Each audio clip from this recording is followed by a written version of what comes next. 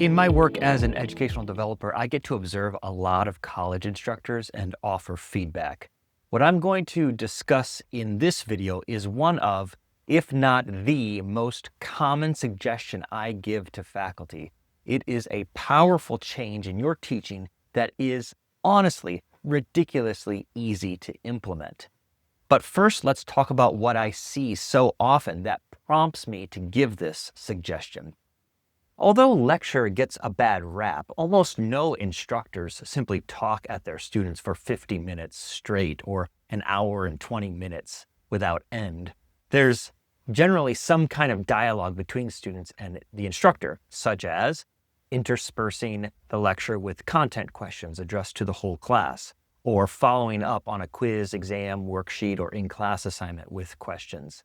That is all good, because it gets students involved and thinking, especially if you use cold calling. And if you want to learn more about how to do that well, see my video on cold calling.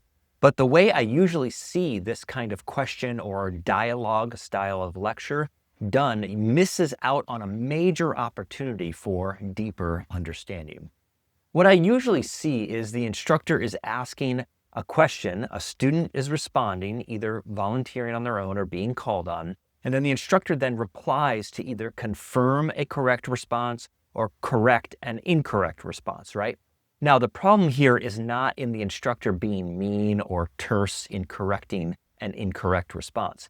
Usually, the instructor is kind and does this in a gentle way. But there's still a problem here, and it's not in just how the instructor replies to an incorrect response, but also how the instructor replies to a correct response. You see, in both cases, the actions of the instructor flow from the impulse of the instructor to get to the right, accurate, correct information. Now, that's not exactly a bad impulse. After all, we instructors are in the business of truth, right? Seeking truth and confirming truth and vanquishing the enemies of truth. But this can be a problem for learning. And this is because saying the correct answer or having your incorrect answer corrected is not the same thing as understanding.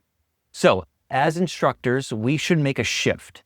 It may seem like a subtle shift, but it absolutely transforms the learning environment for students. The shift is that our main business as instructors is not a race to the correct answers. Rather, our main business is to foster student understanding. That seems big, I know, lofty and rather abstract, and I promise you this shift makes a direct change in the way instructors do just about everything.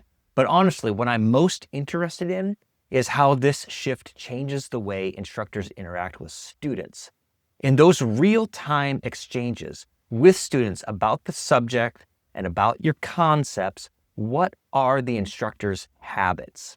If the main thrust of your instruction is for students to get the right answers as quickly as possible, it makes sense that your response to student contributions in class is to affirm their right answers and to correct, if gently, their incorrect answers. But if your guiding impulse as an instructor is to develop students' understanding, a different habit can, and I say should, emerge.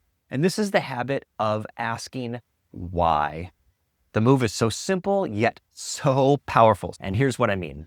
When a student responds to your question, nearly every time, your reply should be some version of, "Tell us why you answered that way." Whether the student answered correctly or incorrectly or somewhere in between, exercise the power of why with this simple reply. This prompt gets the student verbalizing their thinking and their logic, and this benefits that student and everyone else in the room. Think through the various scenarios. In each and every case, having the students say why they answered as they did will deepen understanding. Suppose they said the right answer, but they got to it the wrong way because their logic was flawed. They might not be able to replicate the right answer if a detail or two is changed and the same basic question is posed to them again. By asking them to explain their answer, you can surface the reasoning that got them there. Or suppose the student said the right answer, but they really don't know what they were saying. They echoed something they heard another student or you say. They guessed or they just BS'd when you asked. If you simply affirmed their right answer and moved on, that student can keep on not understanding, and perhaps worse, thinking they understand when they don't. In that case, the power of why is that it shines a light on whether the student really understands. Okay, you may be thinking, what about the cases where the student both says the right answer and understands? Is it still worth taking the time to belabor that understanding by asking them to explain their thinking? Well, yes. First of all, because you don't ever know for sure if they truly do understand until they use words to explain it. But even more importantly, let's say that student gets it right. That doesn't mean that every student in the class gets it. The student who answers a question should never be taken as a representative of the class as a whole. By asking the student, though, to explain their thinking, you enlist them in the task of co-teaching. Putting their thinking into words then helps other students. Now, maybe this is obvious, but you want to do the same thing when students don't get the right answer. Instead of telling them they're wrong and correcting them or looking for another student to respond who might be able to answer correctly, ask that student why they answered the way that they did. You may learn that in their answer, they employed some bad logic, or it was built on unhelpful prior knowledge, or it was the result of a confusion about technical terms. But you'll never know this unless you make their thinking transparent, right? But when you know where their signal went awry, you can correct the problem that led to the wrong answer, not just correct the wrong answer.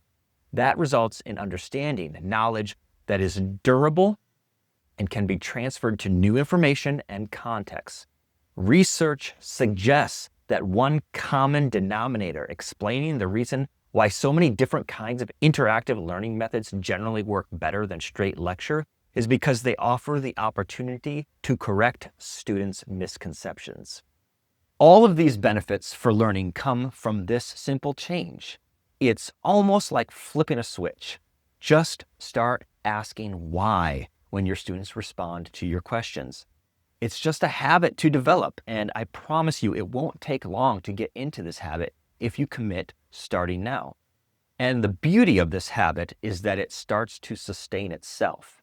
I can tell you from my own experience that if you consistently ask students to tell you why they answered the way they did, they will start to catch on. Students will start on their own offering their why without being asked. They just answer the question and then follow up with because so-and-so.